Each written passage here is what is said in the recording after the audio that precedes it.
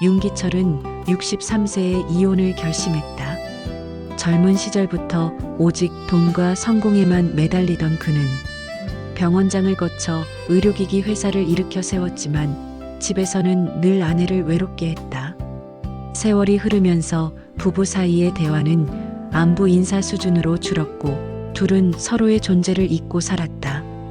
어느 날 TV 뉴스를 보던 기철은 50대 이상의 회색 이혼이 꾸준히 증가해 전체 이혼자 중 50대 이상 비율이 크게 늘었다. 보도를 듣는다. 그의 마음에 정말 이혼하는 게 이상한 일은 아니구나라는 생각이 자리 잡았다. 같은 시각 아내 한미옥도 친구 모임에서 이제는 70대도 자신을 위해 살고 다시 사랑을 찾는다는 이야기를 듣고 있었다. 미옥은 젊었을 때 꿈 많던 소녀였다. 무역회사 사장의 셋째 딸로 태어나 미술을 전공했지만 기철을 만나면서 그림을 접고 남편 뒷바라지만 했다. 그 남편이 평생 다른 사람들만 챙기다. 이제는 자기 자신을 돌아보지 않는 모습을 보며 미옥도 답답함을 느꼈다. 두 사람 모두 화려한 강남 아파트에 살면서도 각자의 방에서 식사와 잠을 해결했고 심지어 여행도 따로 갔다. 결국 어느 겨울날 두 사람은 커피숍에서 조용히 만나 합의 이혼 서류에 도장을 찍었다. 남은 인생은 각자 자유롭게 살자는 미옥의 말에 기철도 고개를 끄덕였다. 이혼 후 기철은 자신을 위해 시간을 쓰기로 마음먹었다. 오랜만에 미용실에서 머리를 염색하고 유명 브랜드 정장을 사입고 헬스장 회원권을 끊었다. 그가 느끼는 공허함은 어딘가로 채워야 했다. 친구들은 요즘 실버 데이팅 앱이 뜨고 있다며 그에게 가입을 권했다. 기철은 웃으며 앱을 설치하고 프로필 사진을 올렸다. 은퇴한 기업인, 취미는 와인, 클래식. 한편 미옥도 친구의 권유로 실버 로맨스 앱에 가입한다. 그녀는 자신의 프로필에 젊은 날 미술을 꿈꿨던 마음이 아직도 남아있습니다 라고 적었다. 미옥의 첫 매칭은 자신보다 20살 어린 남자였다. 그는 저는 가을을 좋아하는 사람입니다. 단풍처럼 아름다운 당신과 차 한잔 하고 싶습니다. 라는 메시지를 보냈다. 호기심의 만남을 잡은 미옥은 강남의 한 카페에서 박도연이라는 잘생긴 청년을 만났다. 그는 자신을 문화기획자로 소개하며 부모님을 일찍 여의고 혼자 살고 있다고 했다. 기철 또한 앱을 통해 젊은 여성 서연지를 만났다. 그녀는 호스트 클럽에서 일한다는 사실을 숨기고 요리학원 강사라고 소개했다. 두 노인은 젊은 이성과의 만남에 기대감과 긴장감을 동시에 느끼며 자신도 모르게 마음이 설레기 시작한다. 그러나 이 만남들이 그들의 삶을 뒤흔들 첫걸음이 될 것이라는 것은 아직 모른다. 기철은 현지를 데이트하기 위해 강남의 고급 레스토랑으로 데려갔다. 현지는 화려한 메이크업과 명품 가방으로 분위기를 돋구며 어머님들이 주로 오는 요리 학원에서 일하는데 진짜 요리는 배울 기회가 없어요라며 웃었다. 대화를 나눌수록 그녀는 놀라울 정도로 기철의 이야기에 맞장구를 쳤다. 그녀는 기철의 성공담에 감탄하고 그의 나이를 전혀 문제 삼지 않았다. 기철은 오랜만에 누군가가 자신의 이야기를 흥미롭게 들어주는 것 같아 기분이 좋았다. 며칠 뒤 현지는 기철에게 늦은 밤 전화를 걸어 바라만 보고 있어도 좋다고 속삭였다. 기철은 핸드폰을 끊고 오랜만에 심장이 뛰는 느낌을 받았다. 한편 미옥은 도연과 만나 신사동의 한 호프집에서 청춘 이야기를 나눴다. 도연은 나이는 숫자에 불과해요. 저도 나이가 있는 여자가 더 매력적이라는 걸 알아요라며 미옥에게 칭찬을 아끼지 않았다. 미옥은 처음엔 경계했지만 도연의 매너에 조금씩 마음을 열었다. 두 사람은 나이트클럽에서 춤을 추고 노래방에서 트로트와 팝송을 부르며 젊은 시절로 돌아간 듯 즐거워한다. 어느 날 도연은 미옥에게 사실 제가 일하는 곳이 조금 독특해요. 호스트바라고 하면 깜짝 놀라실지 모르겠지만 저는 진심으로 사람의 이야기를 들어주는 일을 좋아해요라고 고백한다. 미옥은 잠시 당황했으나 그가 자신에게 보여준 따뜻함을 떠올리며 괜찮아라고 답한다. 그렇게 두 노인은 서로 다른 호스트의 세계로 점차 빠져들게 되고 지갑이 얇아지는 것도 모를 만큼 젊음과 설렘에 취해간다. 시간이 지나면서 두 노인은 이전보다 더 자주 호스트바와 호스트클럽을 찾게 된다. 기철은 현지의 추천으로 비싼 위스키와 와인을 주문하며 그녀를 위해 명품 가방과 시계를 사준다. 현지는 아버지처럼 존경하고 있다며 기철을 더 집착하게 만들었다. 하지만 그녀는 항상 결혼 생각은 하지 말자고 강조했다. 미옥 역시 도연에게 고급 정장을 선물하고 그의 어깨에 기대어 젊은 시절 느끼지 못했던 풋풋한 감정을 다시 느꼈다. 도연은 자신의 형편을 털어놓는다. 어머니가 위독하세요.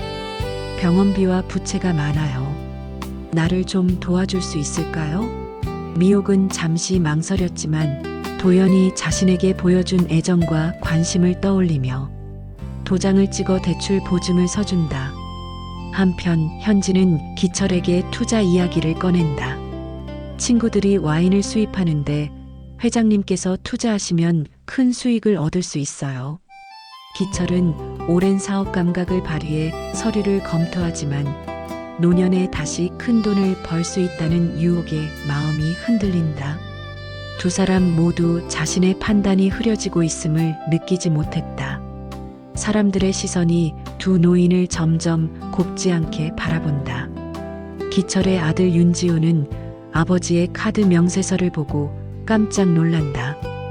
호스트클럽 지출이 한 달에 1,000만 원을 넘어서고 있었다.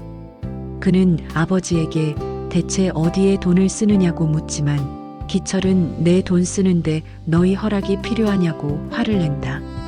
한편 미옥의 딸 한지선은 엄마가 도연에게 거액을 빌려준 사실을 알고 엄마, TV에서 보던 사기 이야기 같은 거야 라며 울분을 터뜨린다. 미옥은 도연이는 절대 그런 사람이 아니야. 어머니까지 잃고 홀로 살아왔대라고 변명한다. 그러던 중 미옥은 우연히 도연의 휴대폰 메시지를 보고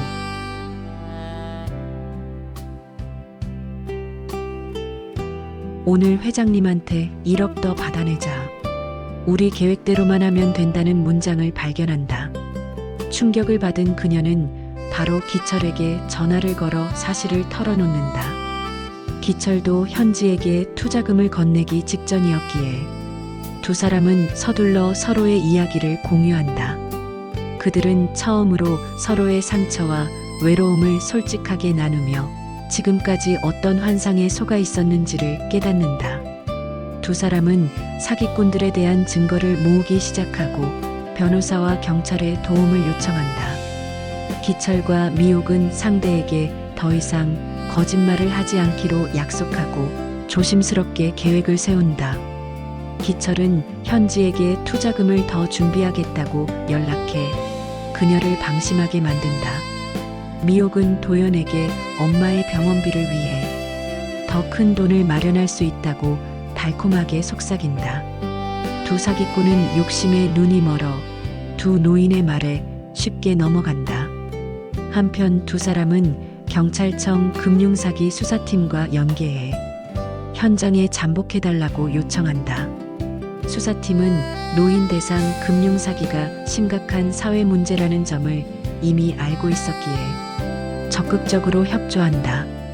약속한 날 기철은 강남의 호텔 펜트하우스에서 계약서와 현금을 준비하고 현지는 화려한 드레스를 입고 나타난다. 미옥 역시 다른 방에서 도연을 만나 서류를 작성하려 한다. 경찰은 CCTV와 녹음 장치를 설치하며 모든 상황을 주시한다.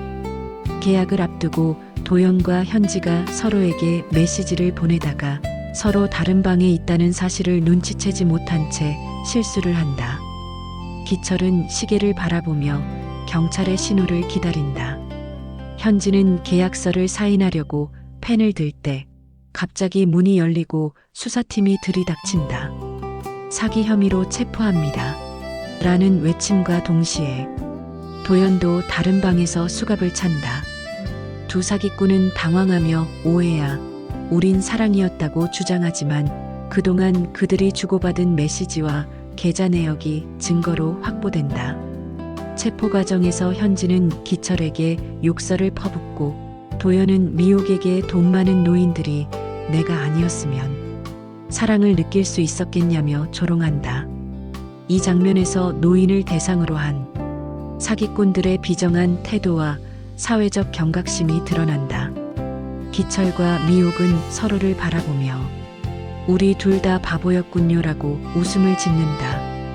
긴장과 반전의 절정을 이룬다.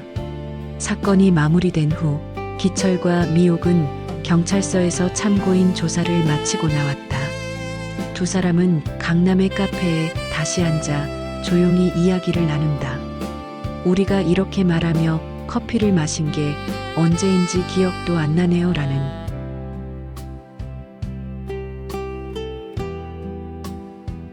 미옥의 말에 기철은 미소를 짓는다. 그는 늦은 나이에 이렇게 큰 사건을 겪을 줄은 몰랐지만 덕분에 가장 소중한 걸 깨달았어.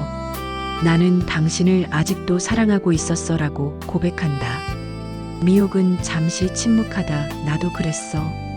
젊을 때 당신의 무심함에 마음이 다쳤지만 우리가 함께 보낸 시간이 허무한 건 아니었어 라고 답한다. 두 사람은 다시 함께 살기로 결정하고 자녀들에게 이 사실을 알린다. 자녀들은 처음엔 놀라지만 곧 부모의 행복을 응원한다. 마지막 장면에서 두 사람은 손을 맞잡고 강남 거리를 걷는다. 서로의 삶에 다시 들어온 그들은 앞으로의 여정이 쉽지 않을 걸 알지만 이제는 서로를 위해 살아갈 준비가 되어 있다. 사랑과 젊음은 숫자와 상관없다는 메시지와 함께 이야기는 따뜻하게 마무리된다.